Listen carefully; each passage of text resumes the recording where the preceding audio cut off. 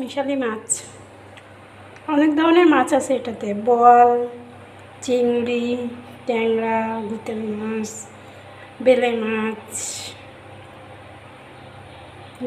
পাকাল মাছ, অনেক অনেক সুন্দর। এই তো নদীর পাঁচমিশালি মাছ রান্না করা হবে মাটির কড়াইতে। সেটার জন্য মশলাগুলো এক এক করে সব দিয়ে দেব।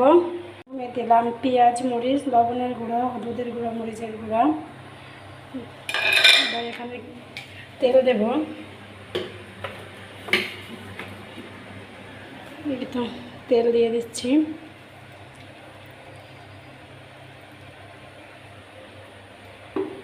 দেওয়ার পরে এটাকে হাত দিয়ে মাখায় নেব।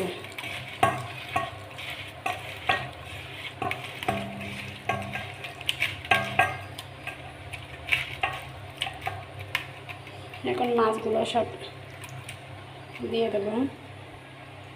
এখানে অনেক পদের মাছ আছে, বোয়াল মাছের বাচ্চা থেকে শুরু করে অনেক পদের মাছ আছে। চিংড়ি, নদীর চিংড়িগুলো অনেক সুন্দর।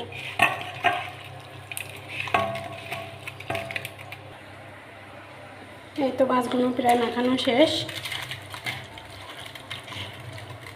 এখন এটাতে পানি দিয়ে দেবো পরিমাণ মতো, বেশি পানি দিব না।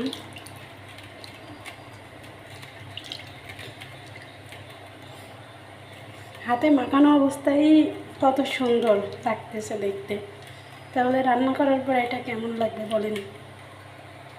মাটির কড়াইতে মাছের চচ্চড়ি করা হচ্ছে, নদীর পাঁচমিশালি মাছ হাতে মাখিয়ে দিয়েছি। এখন এটাকে রান্না করব। এটা ফাইনাল লুক।